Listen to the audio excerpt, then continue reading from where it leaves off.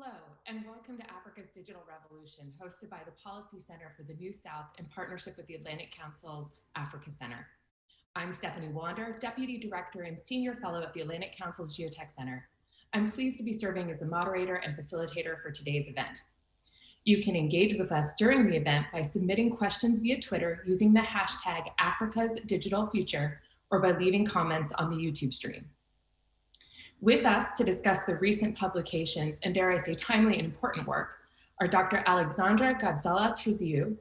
Alexandra is Senior Fellow for the Atlantic Council's Africa Center and is Head of Research for the Singularity Group, a Switzerland-based innovation investment boutique. She is the author of the recent report, Partnering for Africa's Digital Future, Opportunities for the United States, India, and South Korea. Also joining us is Hamza Saoudi.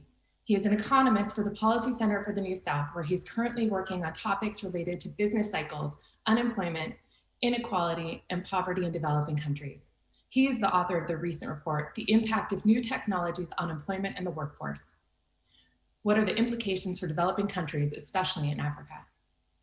We're going to start with Mr. Saoudi, and I'd love to hear a brief overview of your report, and then we'll be followed by Dr. Gabzala-Tuziu. So please, Mr. Saoudi, go ahead and I'd love to hear about your report today. So thank you, Stephanie. I am very honored and pleased to be part of this partnership between the Atlantic Council Africa Center and the Policy Center for the New South, and to be able to talk today on an important question which is related to the impact of new technologies on employment and the workforce. So now I just want to share my screen and my slides. So this question of the future of work and how technology will impact future job prospects is more than ever an extremely important question. What we have seen, especially during the past decade, is that there has been a very big divergence of views concerning this question. So there are those pessimist views, those negative views, those who think that these new technologies are going to make work, such as automation, artificial intelligence, industrial robots. So they think that they're going to make work redundant and lead to massive job destructions. Others, on the contrary, believe that these new technologies, as in the past, will create new jobs and new opportunities for which the labor has a more comparative advantage than capital, and they will end up in creating more jobs than they will destroy. But something is really important to stress out, is that the recent anxiety, the recent fear that we are seeing today concerning this question is not new. So if we go back, for example, to the 19th century, in England, for example, when in England, companies in the textile sector wanted to introduce machines into the production processes, so the workers have started to protest against these machines and started even to destroy these machines because they thought that they're going to take away job from them. So just an example to show that sometimes the anxiety can be associated with some social tensions. There are also the economist John Maynard Keynes who has predicted in 1930 that we are going to have to deal in the future with a new disease which he called technological unemployment, which means that according to him we're going to see a rise of unemployment due to technology adoption. There is also the Nobel Prize economist Leontiev, who has also expressed in 1952 his fear concerning this question, and I quote by saying, "Labor will become less and less important. More workers will be replaced by machines. I do not see that new industries can employ everybody who wants a job." So that is why, so in this presentation, what I'm gonna do is start by giving some of the big trends concerning how technology impacted the labor markets, and then I will try, based on that, to draw some policy, some implications for Africa, and I will end it up by some policy recommendations, so to help take full advantage of the current digital revolution while mitigating all the risks. So the first big trend is that, big fact is that at the macroeconomic level, technology has been an engine for growth. So for example, if we see here what we can see from this figure, that since 1875, each adoption of technology, each innovation has been associated with an increase in living standards in all countries, such as France, Germany, UK, United States, Japan, and Argentina. So, and new technologies also offer new prospects for more growth and GDP and GDP per capita.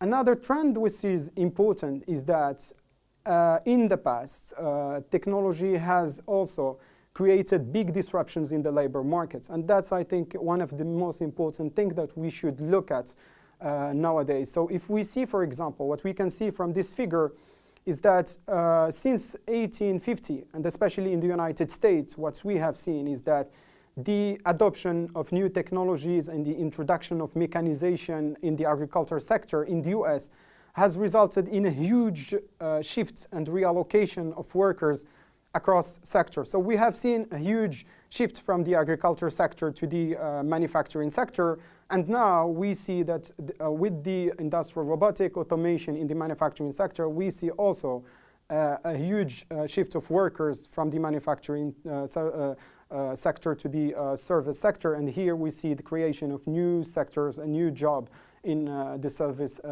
sector.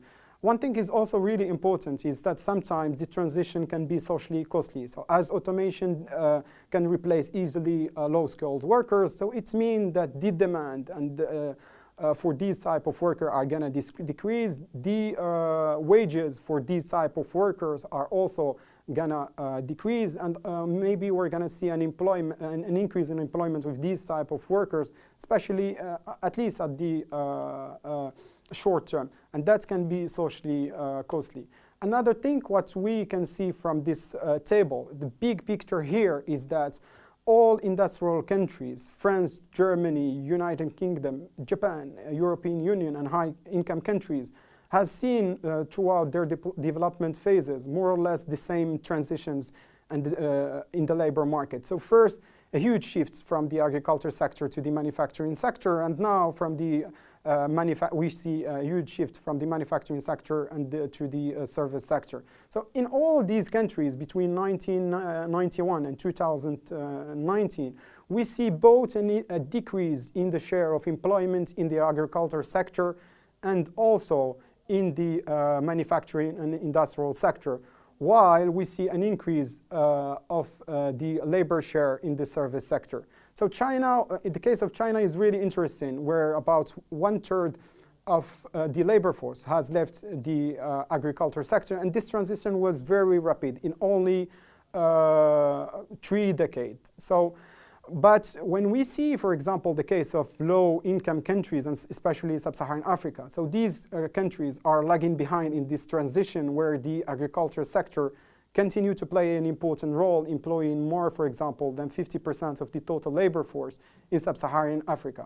Another point which is, I think, recently, and that's an important point, is that we have seen during the past 3 decades a rise of inequality across all world regions, of course, but with different speeds, and that's highlight to some extent the role played by governments and national policies in dealing with this issue. But technology has also been one of the main driver of this increase of inequality. Of course, there are other factors, globalization, the Piketty argument relative to the return to capital, which is higher than the growth rates. There are the tax policies that has become less and less progressive. So all of those are factors that explain the rise of inequality, but technology also has a big part of that. Another point that implication that we are seeing now of technology is that during the past decade, so technology has been skill-based and has made a more premium on high-skilled worker, increased the demand for high-skilled workers rather than low and middle-skilled workers, and that has led to a polarization both in the labor market and the income share at the global level. And in this picture, what we can see, those who captured and benefit from this rise of income are those at the top, and to some extent those at the bottom, but those in the middle did not see any increase of their labor share.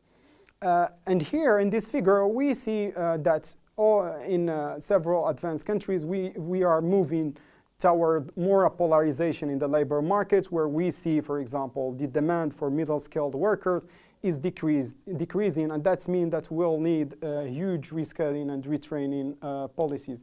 So now, concerning how technology may play out in advanced countries compared to developing countries. So in general, automation are likely to disrupt more jobs in advanced countries than in developing countries. So just according to McKinsey report, so about 50% of the total labor, the total job for which individuals are paid today can be automated by 2030. And according to the same report, about 1/3 of the total labor force in advanced countries should need to change their occupation so to keep up with the technology advances, compared to only 9% in developing countries, and that shows that there will be a need of rescaling and retraining of these people. So now the question why we may see a different implication in advanced countries compared to developing countries, and especially Africa. So here I give three main reasons. So the first is related to the share of the manufacturing sector, which represents only 8% of the total labor force in Africa, which means that the disruptions will be less important compared to advanced countries. The second reason is that there is a huge infrastructure gap and energy infrastructure gap in Africa, and that hold back the adoption of new technologies. The third reason is related to the weakness of human capital and the big part of the informal sector. And here, what we can see is that the electricity access, the access to electricity remain a big challenge in Africa, where only on average, in some 48% of sub-Saharan African has access to the electricity, where countries like Burundi, Democratic Republic of Congo, has less than 10% of their population have access to the internet. So this is a huge issue. When we see, for example, access to the internet, it's also a huge important issue in the sub-Saharan Africa, where only 25% of the total population has access to the internet. When we see the structure of the labor markets, another time, there is big difference between developing countries and advanced countries, where, for example, in Africa, we see that the informal sector play an important role, employing about 86%, if we include agriculture, of the total employment, compared to only 18.3% in advanced countries. So all of those are factors that explain that the disruptions in advanced countries are disruptions in advanced countries will be higher than in developing countries. So now, when we talk about the implication that technology will have on the labor market, so of course there will be disruptions. New technologies will create disruptions in the labor markets, and I think that they will increase the mismatch that we're already seeing in the labor markets. So another big implication is that the automation in advanced countries will have big implications for developing countries, because an acceleration of automation in advanced countries will mean that these countries will maybe offshore less their production to Africa, and maybe they're gonna take away some of the investment to emerging and developed countries where the prerequisites for automation are already high, and that is why Africa, if she want to take full advantage of this digital revolution, it has to invest in the digital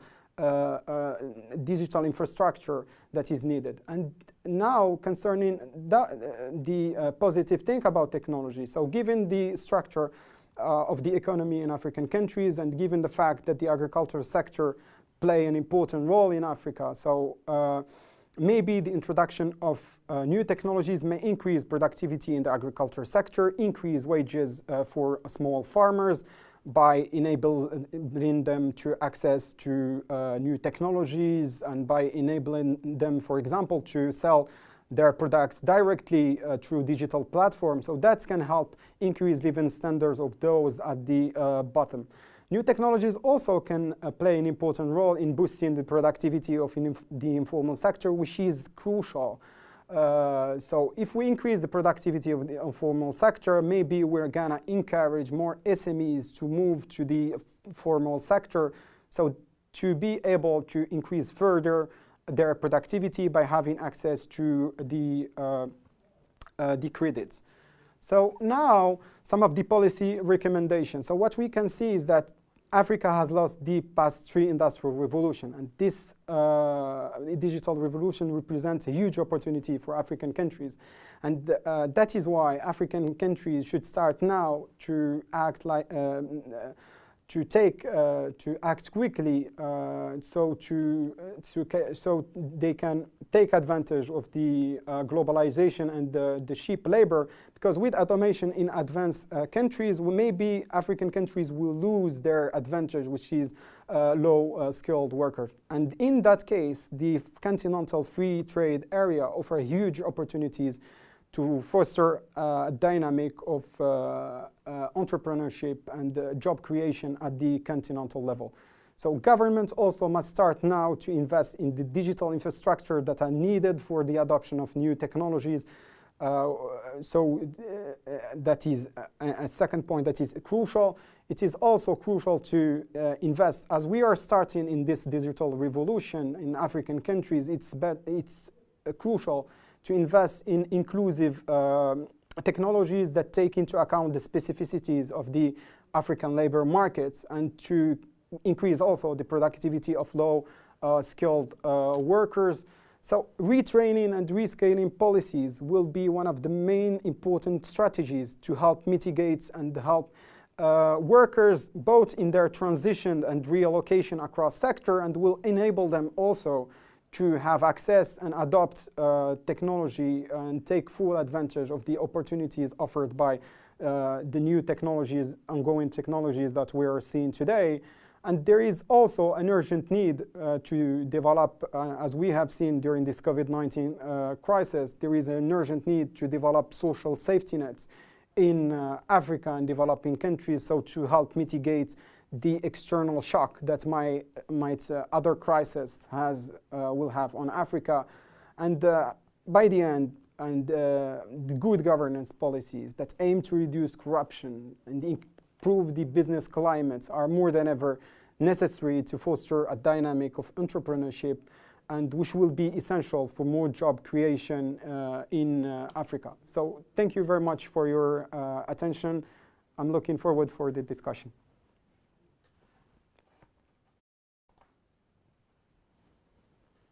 And Dr. Gonzalez Trujillo, it would be great to hear from you next. And thanks for that excellent presentation.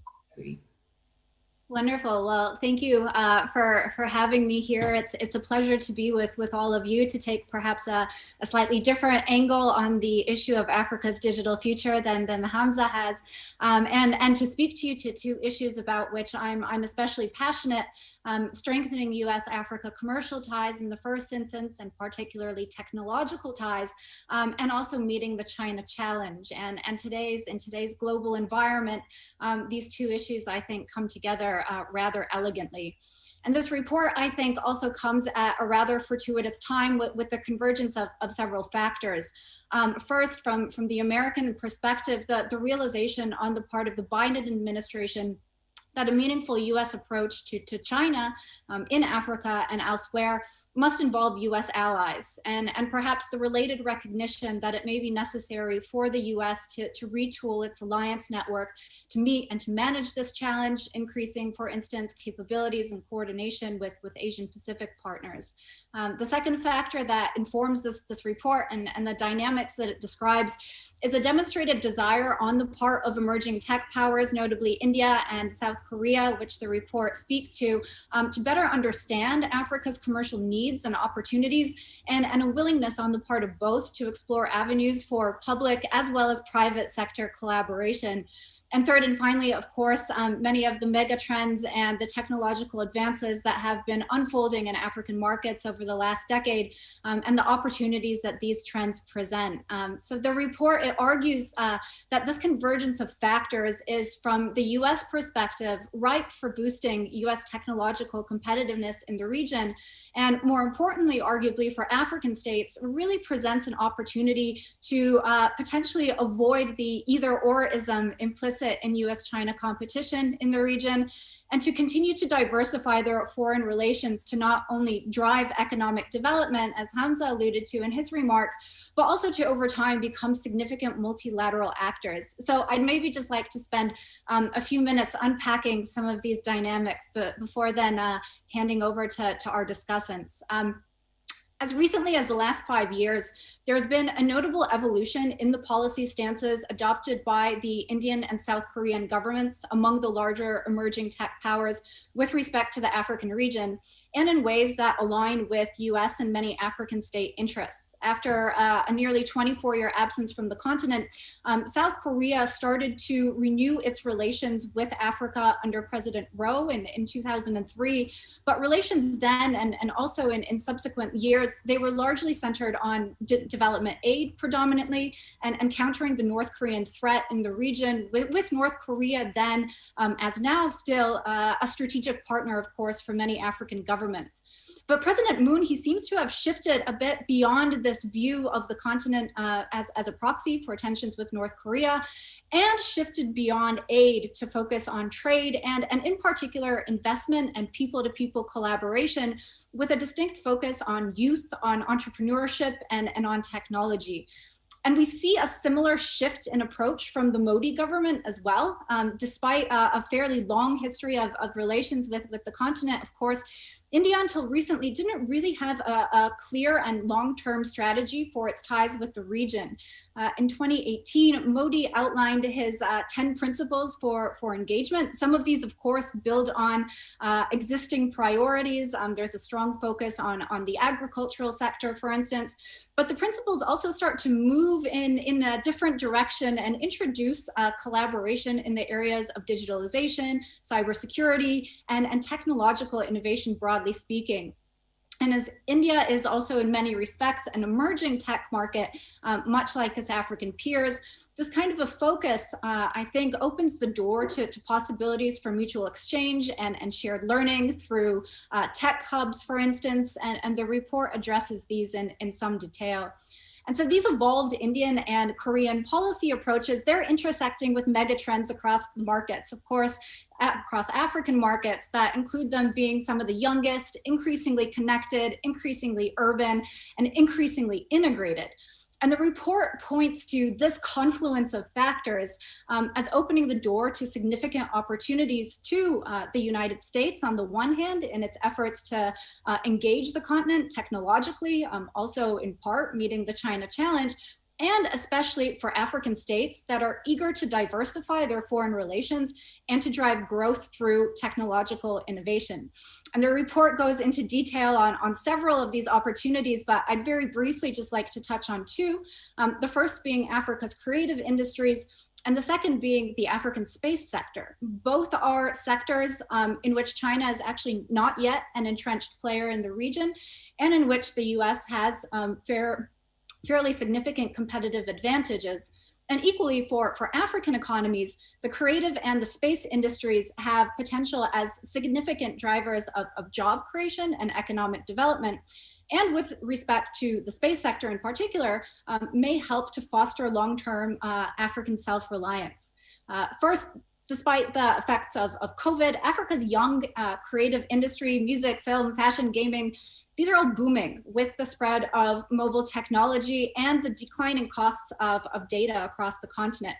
And this expansion of Africa's creative industries is intersecting with a very recent push by the South Korean government, a new initiative signed by its culture ministry just last year to do more to develop its own creative sector overseas. As a middle emerging power, as we all know, South Korea has often relied on its soft power, Korean pop music, cinema. It's relied on these tools to achieve its foreign policy aims. And as it pushes now more adamantly into African markets, we see South Korea, again, leveraging these kinds of tools. And this is creating opportunities for collaboration with African counterparts. One area in particular is actually the mobile gaming industry.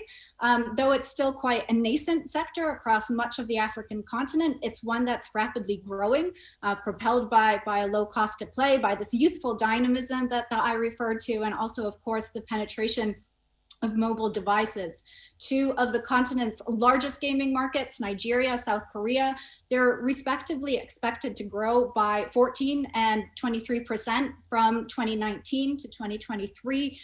Another big market, Kenya, it was valued at 83 million USD in 2018. By 2023, it's also expected to see a market valuation of around 153 million. On the other side, South Korea's gaming industry is, of course, huge. It generates over 6 billion in annual revenues, and many Korean games are gaining traction among African gaming communities in Nigeria and Ghana, South Korea most especially. And we see Chinese gaming companies like Nexon, like Netmarble, entering African markets. And the report points to opportunities for coalition building to boost South Korean investments in Africa's gaming sector, also connecting creators and policymakers, and here also including the US and its $25 billion gaming industry among the coalition partners. There's, of course, also a normative element to these kinds of collaborations, and perhaps that's something we can pick up on in our discussion.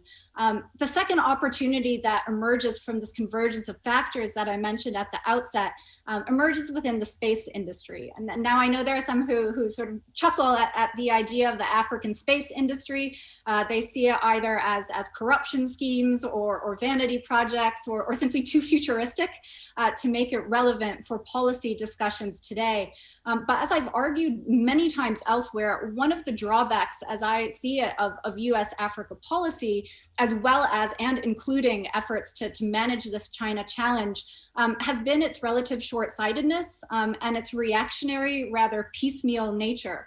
What's really been lacking, in my view, is a long-term and strategic vision that can serve as a counteroffer to what Beijing has put on the table. And in this context, I think the space sector is a unique opportunity for African states, for the US, and also for emerging powers like India that are increasingly engaged in space technology. Last year, the Indian government opened its $7 billion space industry to the private sector, which on the one hand, I think signals the importance of this industry for India's national interests, particularly under Modi's self-reliant India policy. But on the other hand, also opens the door to expanded international space cooperation. On the one hand, the US and India have been engaged in a space security dialogue since 2015. The third iteration of this in October of last year included some rather consequential cooperation measures, notably around space situational awareness, which is an area in which China, at least for the time being, does not yet have significant capabilities. And more importantly, arguably for our discussion, India has also signed space cooperation agreements with Tunisia, with Morocco, with Nigeria and South Africa, some as recently as last year. India's agreements with the latter two states center on joint efforts in satellite-based communications and navigation, space exploration, and remote sensing. And it's important for us in this context to bear in mind that since 1999, 11 African countries have successfully launched 38 satellites into orbit. And this number, the number of states, is expected to reach or exceed 20 by 2024, having together launched over 90 satellites. By the same time, by 2024, Africa's space industry is projected to exceed US 10 billion in revenues from the 7 billion today, accounting for roughly 2 to 3% of the global space economy. As I alluded to, unlike in other strategic sectors, China is not yet a major player in Africa's space industry, but rather one among several that currently include Japan, Russia, the EU, the UK, the US as a marginal player, India as a marginal, though increasingly engaged one. And so here the report points to the US private sector as uniquely positioned to drive bilateral, potentially multilateral cooperation that would include, for instance, working with African states to build new satellites, providing ground station equipment, capacity training, and offering launch services like, for instance, SpaceX did in 2017, helping Ghana to launch its first satellite, the GhanaSat-1, into orbit. And this kind of bilateral and multilateral cooperation could critically help to create the kind of enabling environment in African markets for other advanced technologies, some of what Hamza referred to in his remarks, communication networks, IoT, artificial intelligence, for instance, that really have the potential to drive broad-based regional, social, and economic development, while at the same time potentially advancing US interests in the region. So the space and the creative industries, they're two among many examples of bilateral and multilateral cooperations that are emerging from this fascinating confluence of factors. And I look forward to picking up on more in our discussion. Thank you. That was really fascinating, and I'm so excited to dive in with you next. So I'd like to welcome to distance. Joining us today is Ali Wine. Ali is a senior analyst for global macro at the Eurasia Group. His work focuses on US-China relations and great power competition. I'd also like to welcome Jalal Abdel Latif. And Mr. Abdel Latif, if you would put on your camera now, we will be engaging in discussion if that's possible. Jalal is a senior fellow for the Policy Center for the New South and is currently the Governance and Human Security Cluster Head at the Capacity Development Division at the United Nations Economic Commission for Africa.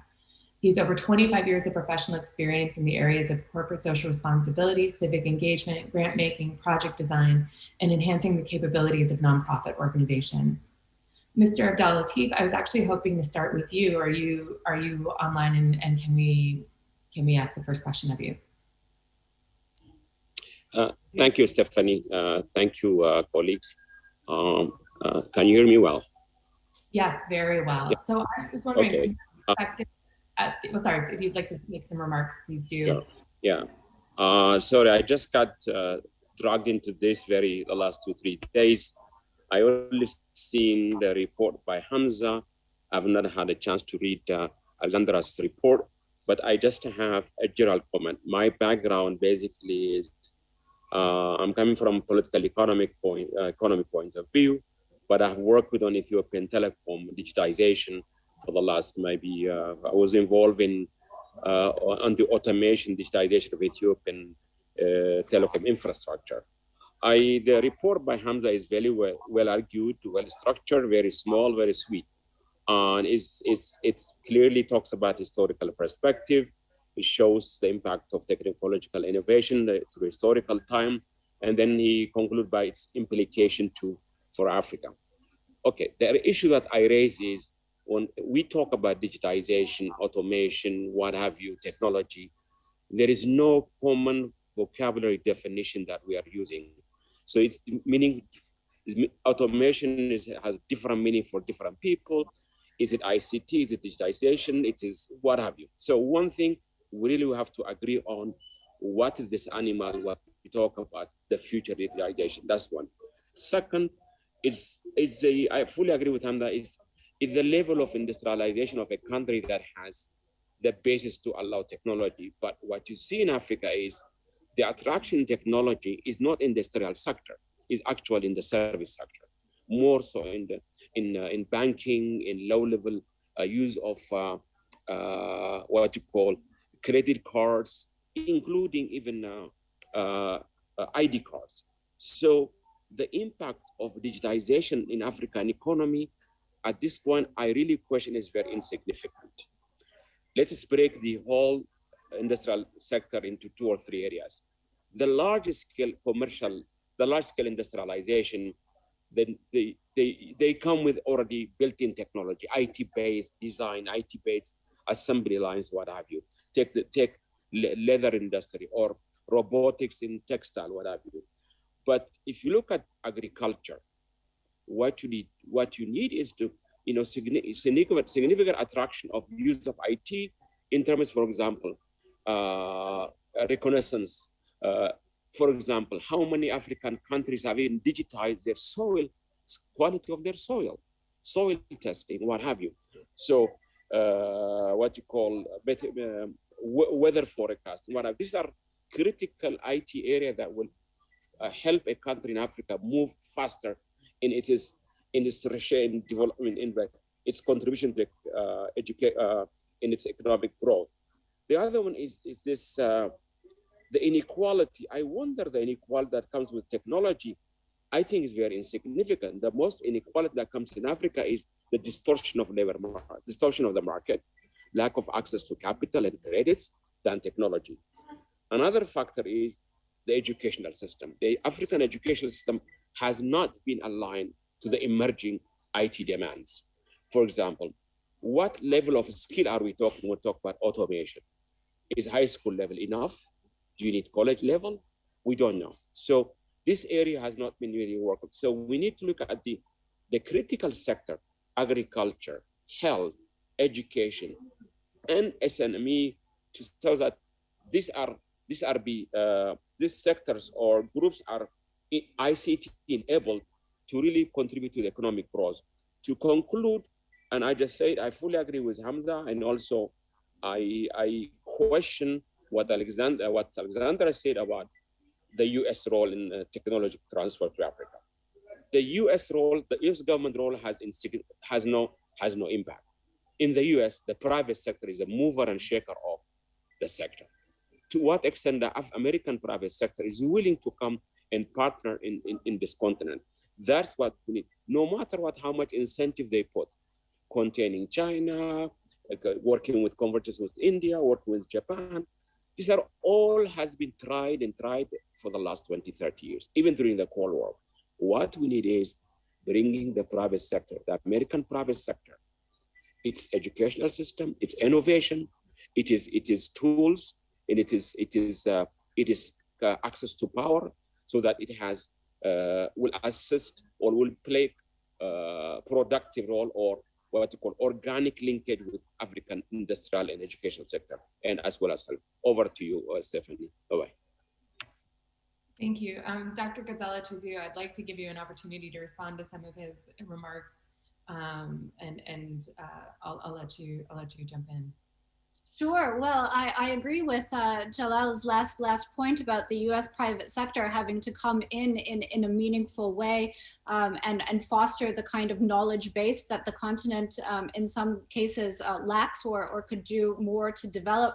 And I think that we're starting to see glimmers of that. And I think in the U.S. policy approach to the African continent, it has also evolved perhaps in a similar way that we've seen among some of these players that I mentioned, from a focus from aid to trade to now more meaningful investments through incentives like Prosper Africa, through incentives like Connect Africa, the recent revamp of OPIC, which is now the Development Finance Corporation. So the US government is leveraging these tools to bring in the US private sector in a more meaningful way. We have examples of SpaceX, like I mentioned, which is engaged, also SpaceX's Starlink, its satellite-based internet services are engaged with various players in the South African economy, collaborating there also with university players out of Cape Town. So those kind of linkages have I agree, been slow to come to the fore. But I think that there's momentum now, which makes it an interesting time for us, and even more important to be having the conversation that we are here today. Thank you. Ali, I'd like to jump to you next. I welcome your remarks if you'd like to just build off of what's already been discussed, but I'd also be very curious to hear from you about how you see great power competition being played out, and continuous discussion on what's the role of tech in this space. Great. Well, thank you so much. I mean, I'm just delighted to be here. I wish we were having this conversation in person, but the advantage, since we're talking about the digital revolution in Africa, well, one of the benefits of the digital revolution globally is that we do get to have, folks from all over the world participating in these conversations, which is wonderful. So I really think that these reports couldn't have come at a more timely time, and I read both of them with great interest. I learned a ton, and I wanted to share a few thoughts. I jotted down some notes, but even just before reacting to the reports, I wanted to say thank you for hosting this conversation. I think that in Washington, in the think tank community, and just generally, we don't talk about Africa enough. We don't talk about Africa's potential enough. And I think that when we do talk about Africa, in many cases, it's an afterthought. When we do talk about Africa, I think that too often our discussions are pessimistic. And I don't want to be overly sanguine. I think that none of us here would deny the panoply of challenges that confront the African continent. But I do think that there is a new optimism, there's a new energy, there's a new dynamism. And I was actually, as I was doing some research for the discussion this morning, I was looking at two covers of The Economist, and it gives you a sense of just how the discussion around Africa has changed. So The Economist at the turn of the century, it ran an issue, and on the cover, it said Africa, the hopeless continent. Africa, the hopeless continent. They revisited that headline. They did a special report in early 2013, and they called Africa a hopeful continent. And I think certainly, when I was growing up, when I would hear conversations about Africa, they tended to be very, very downcast. I think now that there's sort of a new sense of energy. And so I want to sort of tap into that energy. I'm really, really grateful that we're having this conversation. So just a few data points that I wrote down that I think really testify to this new potential, this new energy and dynamism in Africa. So first, Africa's population is set to double by 2050. And if that projection is accurate, that its population is set to double by 2050, then at that point, it would have about a quarter of the world's population. Out to 2027, 7 of the 15 countries in the world that are expected to grow the fastest, 7 of them will be in Africa. And then I think also if you look at, there's been a lot of talk about, is the world undergoing deglobalization? Is the world decoupling? And I think that in important ways, globalization is not only not going in decline, but in certain ways it's actually continuing and in some cases even accelerating. And if you look at the establishment or the inauguration of the African Continental Free Trade Area, it encompasses approximately 1.3 billion people and about $3.4 trillion in GDP. So I want to focus more on the framing, and I think that that's kind of the spirit of our conversation, Africa as the hopeful continent, not Africa in a more downcast way. And I think that it's also apropos that we're talking about Africa's digital promise, its opportunities, it's also its digital obstacles.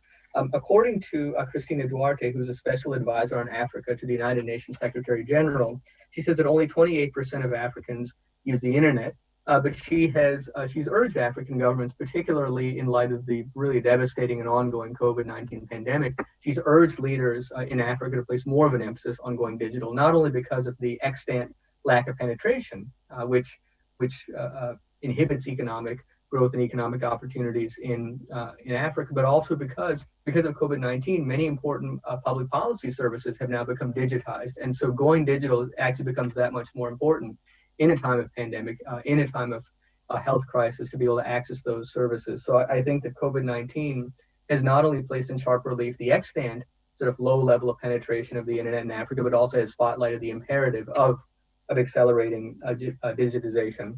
A few more points and then I'll stop. The third point I want to make, and Stephanie, this gets to your question about, or your question about great power competition. I think that increasingly, Africa wants to exercise agency, and this is a word that came up, Dr. Tirzu, in your presentation, in your report, and I couldn't agree more. And actually, the sentence of yours that you spotlighted, I also, as I was taking notes, I wrote it down on my notes as well, so I want to read that sentence again.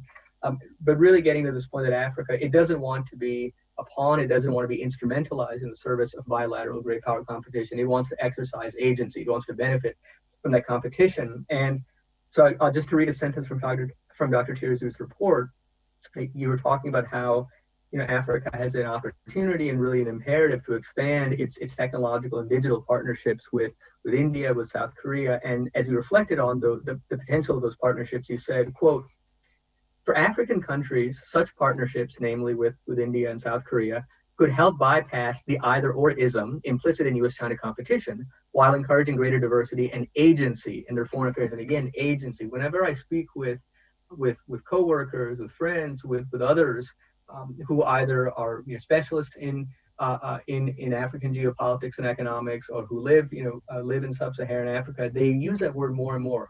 Agency, independence, autonomy. Africa wants to chart its own course. And so I think that what are the implications of that desire for greater agency from an American perspective? It means that when the United States, whether it's whether it's the US government, whether it's the US private sector, whether it's the United States coming in with public-private partnerships, it means that we recognize that desire, that perfectly understandable and healthy desire for greater agency. And when we approach our partners in Africa, we don't say, we would like you to be instruments in our great power competition with China. We say, we want to treat you as partners. We want to stimulate, we want to help you contribute to your own economic development, your technological development. So I think that the point about helping Africa bypass that either or ism is incredibly important. And that leads me to my fourth point.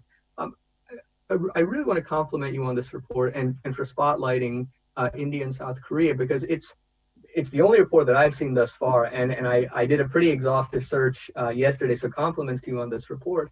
A lot of the reports that I see about Africa and geopolitics, we almost instinctively refract the geopolitics of the African continent through the prism of, as I mentioned earlier, great power competition. And I think that your report, to its credit, is saying, no, let's one, get out of that bilateral trap, or that kind of myopic prism, and let's talk about the role of middle powers.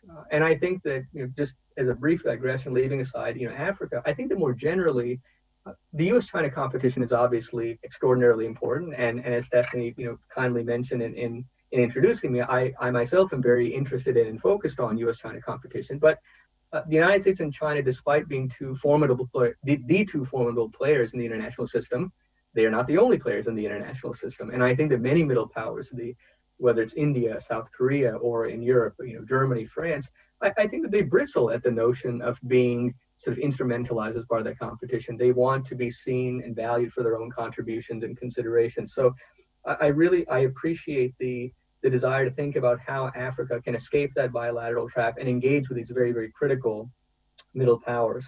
Two last points, and then I'll stop. I think that there's a very important emphasis in your paper on leveraging competitive advantages. I think that very often when the United States thinks about competing with China, and not just in Africa, but I think that when it thinks about competing with China just writ large, if you think about some of the conversations about how we respond, for example, to Huawei's deployment of 5G or to the Belt and Road Initiative, a lot of times the discussion, at least I would say up until recently, had been, how can the United States out-China China? If China undertakes an initiative, what is America's response? And I think, again, going to your point, a reactive posture, it betrays anxiety. It betrays a lack of confidence in your own, I think, unique competitive advantages. And the United States has unique competitive advantages that it can bring to bear in stimulating international development and technological development. And I think so does India, so does South Korea. And I think that when you bring together the United States, the world's foremost sort of technological power, and you bring it together with other technological heavyweights that are allies or partners that have different technological competencies, I think that there are all kinds of possibilities. And so I think the United States, and it's encouraging that I think that the Biden-Harris administration, if you look at its approach, granted we're only a little over 100 days in, but I think that already the early signs are encouraging that the administration's thrust is not so much on just being instinctively reactive or instinctively reciprocal. It's thinking about, look, China is deeply entrenched. Whether with its BRI, whether with Huawei, China is deeply entrenched on a global basis, and so it's not going to be displaced. But what can we do to harness our own unique competitive advantages? And so I like that you mentioned in your report that with South Korea, its emphasis on what you call technology-driven soft power. With India, and I learned actually a tremendous amount. I didn't actually realize that there was this much collaboration already underway between India and Africa on developing space infrastructure. And to the extent that China, whether it's with tech-driven soft power or with space infrastructure, to the extent that China doesn't have as much of a foothold yet or as much of a comparative advantage, but the United States, India, and South Korea do, that's a great opportunity for us to contribute. And that brings me to my last point, and then I'll stop. I think implicit in your report, implicit in a lot of the conversation that we've been having this morning is, I think that the notion that as the United States tries to manage the China challenge, as the United States tries to compete with China, it's unlikely to be able to assemble some grand overarching coalition that will march in lockstep, that will contest China at every turn.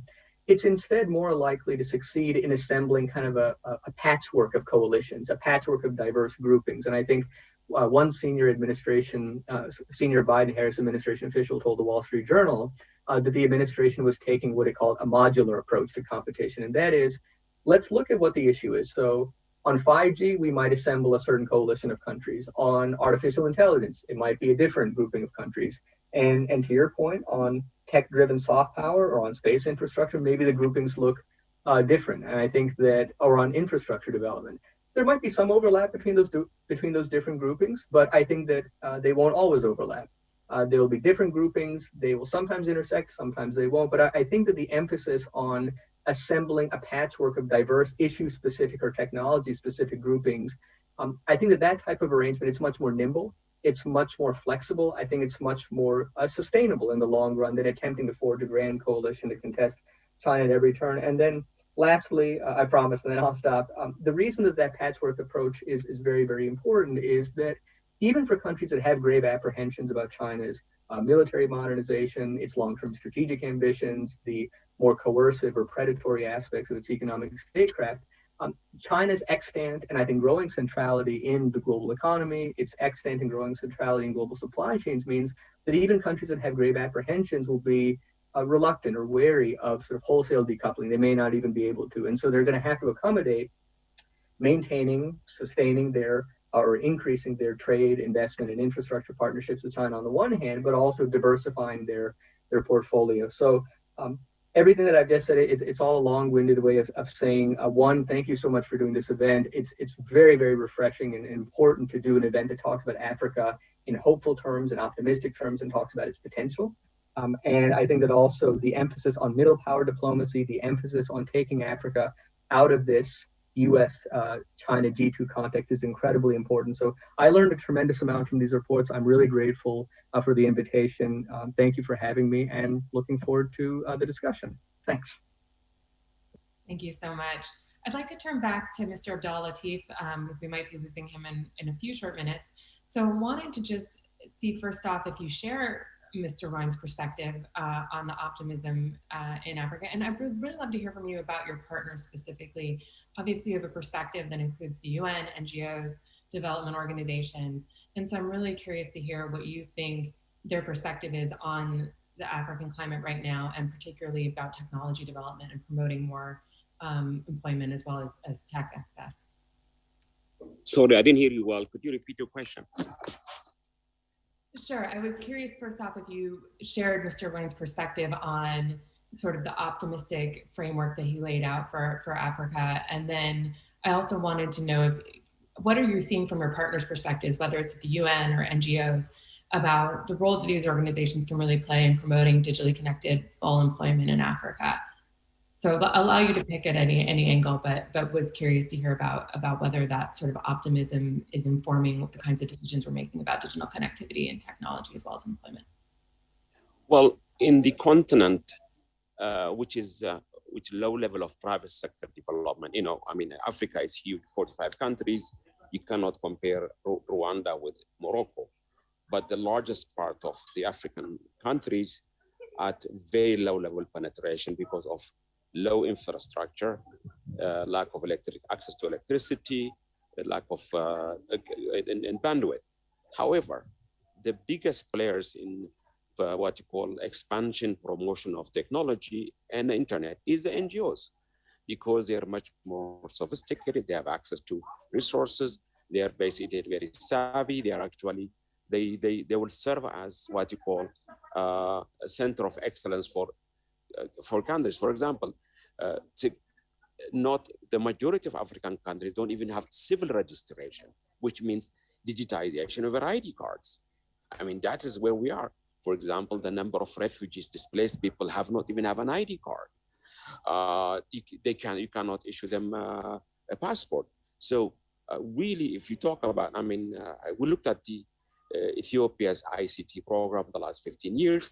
We basically pushed the idea of the most important part is the legal framework to develop, regulatory framework. What is the sequencing, the prioritization of which technology matters? I would promote technology that are at low level, at mid-level, especially with the informal economy, which will increase productivity. That's one. Second, actually what has happened in the North is there is a combination of IT and mobility of the technology. a lot of tools and materials are very mobile. For example, carpentering, welding, what have you. That a lot of countries don't even, they think about IT technologies, but industry, no. For me, the fundamental, the most productive, the most critical link is this mid-level, low-level tools that is IT-driven. Over to you, Stephanie. Wonderful, thank you. Mr. Sahoudi, thanks for your patience, but I'd love to bring you in on the conversation. And I feel like it goes without saying that we have to talk about the impact that COVID-19 is having right now on the climate here. And I would be curious if you would talk about how you see the trajectory in terms of employment, digital connectivity, and growth, and what are the long-term implications there? So thank you, Stephanie. So concerning this question of the COVID-19, the impact of COVID-19 crisis in the economy. So what we have seen is that COVID has negatively impacted all countries, but we have seen that this impact has been unequally both between countries and within sector. So for example, when we see that the COVID-19 has led to a contraction of sub-Saharan Africa's region by about 1.9% concerning the IMF. And this COVID-19 crisis at the economic level has led to big losses in terms of both GDP and GDP per capita. So concerning the different impacts that we should also emphasize is that this COVID-19 crisis might have an impact and delay the convergence of developing countries to advanced countries. And that's a big issue because and that has been highlighted by the IMF. So according to the IMF, before the COVID-19 crisis, so more than 110 countries have been on the track to converge toward advanced countries, but now with the COVID-19 impact, so only 52% of these countries can catch up advanced countries, while the other 58% will be left behind, and that's a big issue.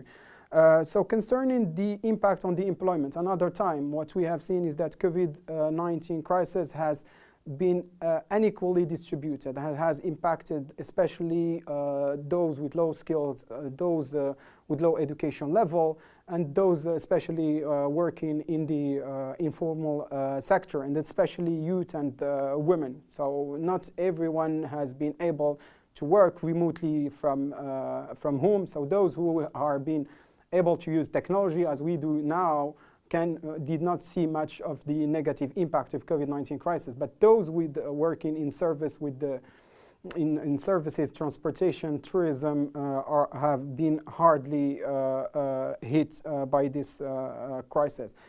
And concerning the labor market, and also what we have seen is that we have seen also an acceleration of the digitalization of use of new technologies, which is an important thing. But one implication for workers is that as we have seen during this pandemic, as companies and enterprise has automated their production processes, so maybe the jobs that are distracted during the pandemic will not be recreated. And that means that these type of workers need some rescaling and retraining policies. So we should accompany this type of worker.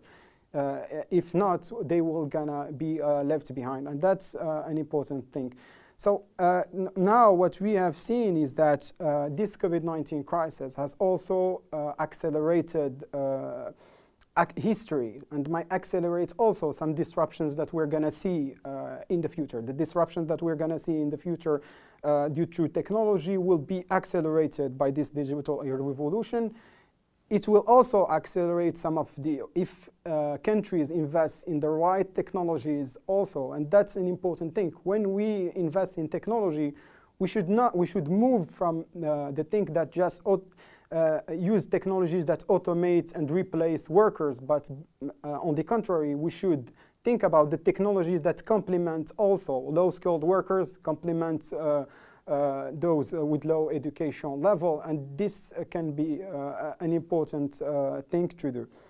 So concerning the long-term implication, and I think that concerning the path of development of Africa in general, So this acceleration of automation in advanced countries and also, for example, in the manufacturing sector, where by using automation, industrial robotic, will have implication on Africa. Maybe it will be difficult for African countries to take the same paths of other advanced countries, and that if you want to leapfrog and go to the service sector, that means that we should invest in education, in the skills that are gonna be complementary to this digital, complementary, and that can enable workers to take full advantage of these new technologies. And that's some of the big implication, I think, of this COVID-19 crisis. Thank you. So I'd like to open it up to whoever would like to ask the question, but I wanted to turn to some questions from our audience. So one question was, will Africa be able to benefit from new opportunities presented by the potential decline of manufacturing in China alongside new service industries with the possibility to export? Would any of you like to take that question?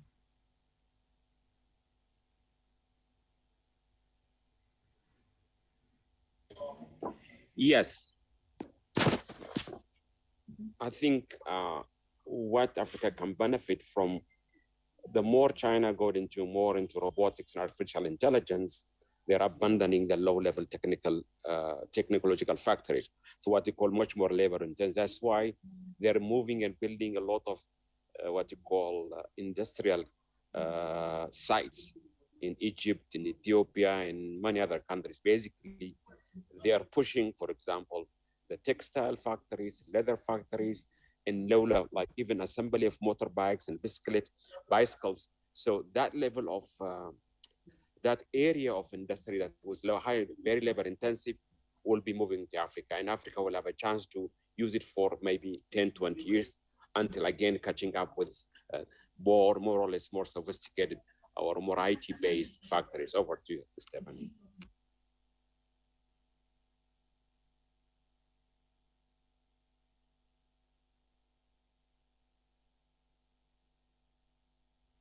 Concerning this question. So yes, in fact, we have seen that maybe with the decline in manufacturing in China, yes, of course, that represents an opportunity for African countries, but another time they should act now as they still have this comparative advantage of labor, of cheap labor. Because when automation is gonna be accelerated in advanced countries, so it means that robots and gonna take some of the job in this sector. And that's when I think that the continental free trade area can offer a big opportunity in that side. And the African countries should use this opportunity so to participate to a structural transformation of their countries. Dr. Gonzalez-Trujillo, it's clearly this sort of specter of China and the role that it plays in technology and manufacturing is so critical to this conversation we're having about Africa. So I wanted to go back to ask about how do we ensure, sort of manage this game of influence that's potentially taking shape, whether it's across economic lines, whether it's across the technology sphere. How do we ensure that African countries don't become pawns? How do we model proper engagement around tech and maximize really agency growth and development? Sure, it's a great and really important question, and I smile a little bit because we're of course having this in the context of the African region. Here, I'm based out of Europe at the moment, and I must say that the conversations around those kinds of questions that are being had here are not so dissimilar. Europeans asking how they can also avoid being caught in this great power competition in a similar way as our African counterparts and elsewhere. And I think, and maybe this kind of dovetails quite a bit with what Hamza alluded to in some of his policy recommendations as well. And it really goes in the direction of domestic government reforms and regulations to, on the one hand, ensure that African markets remain commercially attractive and competitive in the way that he described, while at the same time, I think necessary to ensure and protect national infrastructures and protect citizens in this context as well. elaborated on some of these policy recommendations in some other writings for the Atlantic Council. So I invite those interested to dig through the treasure troves of the Atlantic's archives.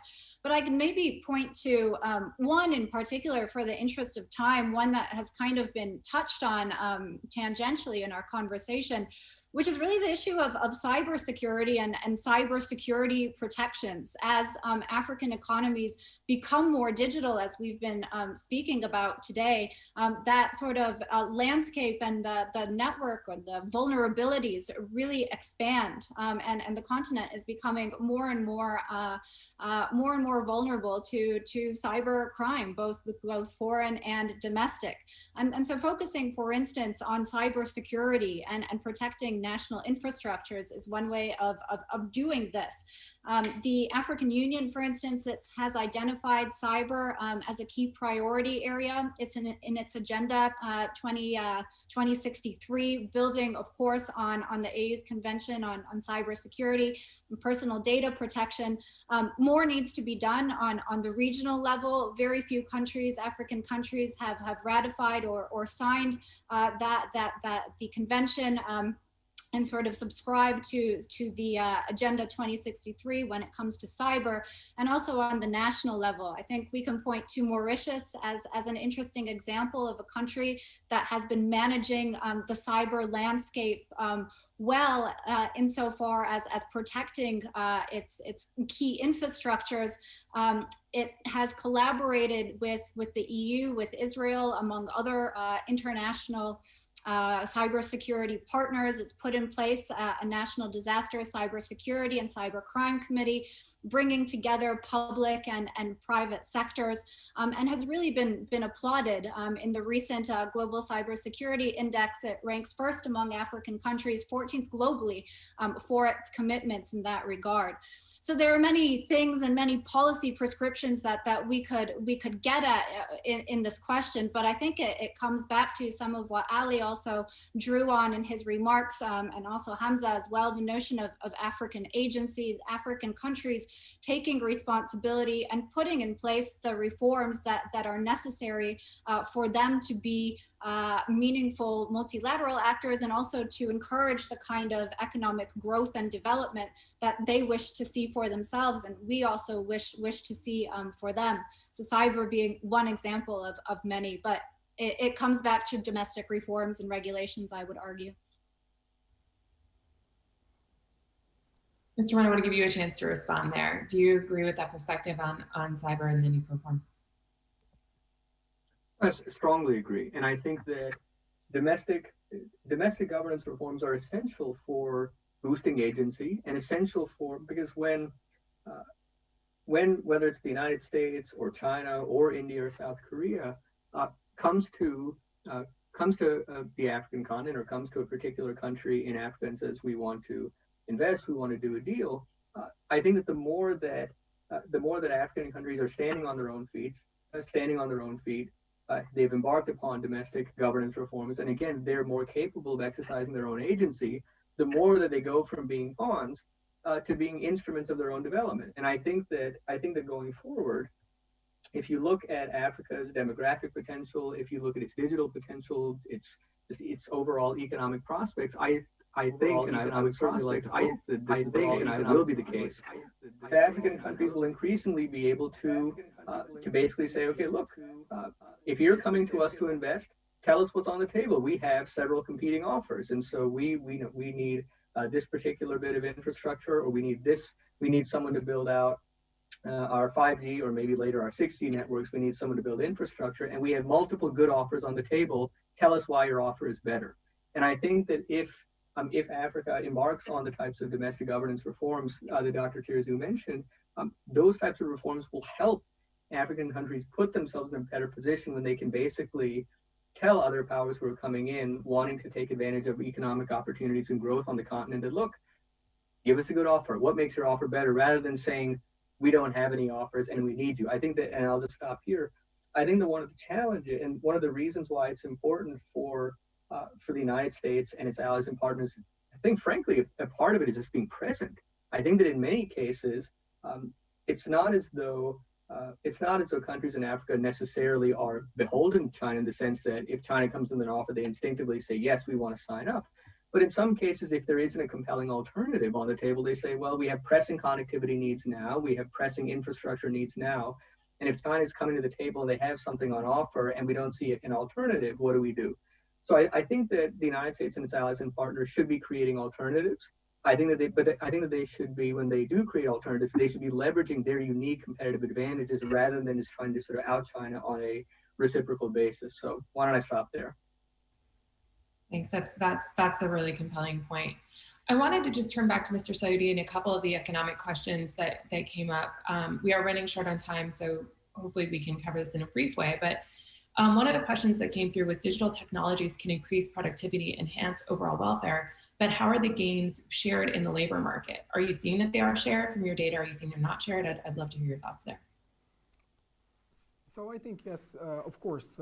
So there, when we see is that this digital and this gain are not well shared, and there is a huge inequality of that. So if we want to deal with that, I think that the most important thing is to invest in education, in the right skills, and provide workers with the skills that are needed to have access to the digital tools, so to help that everyone participate in the growth model. And so if we do not provide, so as there is a huge problem in African countries concerning this question of education, so I think that the shared and the gain are not well distributed. So we should invest in good quality education so that everyone could benefit from this advantage of technology. Well, by way of closing out our discussion, I want to go to each of you for one last tweet length conclusion that you've made from this conversation today. What's your big takeaway from today? Mr. Ryan, let's start with you, please. So my big takeaway, I came in with a sense of optimism. I think I feel even more optimistic coming out of the conversation. I think a big takeaway for me is that a lot of the discussions of African geopolitics, even now, continue to be refracted through this, I think, kind of myopic US-China G2 prism. And I think that we need to get out of that prism. We can get out of the prism and should. And I think that in thinking about how the continent can engage with, say, India or with South Korea, I think that there are compelling opportunities to diversify Africa's economic, technological, and diplomatic portfolio. And so I think that both from an analytical perspective and also from a prescriptive perspective, getting out of that so-called G2 prism, I think it offers a compelling opportunity for the continent. Thank you for that. Dr. Gonzalez, to you. Go to you next. Yes, thank you. Echoing quite a bit of what Ali has said, but my big takeaway listening to Hamza and Jalal and our conversations, what we're really talking about at the end of the day, I think, is African self-reliance. And the question that we're asking is how do we get there, whether through reforms in the labor markets, whether through better managing automation, whether through these partnerships that we've been exploring, the US, China, others, these middle powers. And so the big focus going forward should continue to be on how do we support, how do we energize this base that's there, how do we foster African self-reliance on a country basis, on a regional basis as well, and where those meaningful linkages might be, whether, as I noted in my report, through the creative industries, through the space industry. There are many other sectors where those linkages can be fostered and go a long way to ensuring the kind of optimistic Africa that we've been talking about here today. So thank you so much for having me and for the conversation. Absolutely. And then last but not least, Mr. Saudi, please. So I think that's just to conclude, so African countries has missed out the three industrial revolution, and this digital revolution represents huge opportunity, and that is why government should step up now to invest in the right skills, in the right digital infrastructure, so to help that these technologies are inclusive and the gain are well shared within the country. Well, thank you so much to our audience for joining us today at this discussion of Africa's digital revolution. Thank you to our esteemed panelists. This has been a rich and engaging and really timely and important conversation. So excited to follow all of your work on an ongoing basis. Please do follow us all at the Atlantic Council and the Policy Center for the New South. Thank you so much to the Policy Center for the New South for hospitality today. It was great to have this conversation and we look forward to the next one.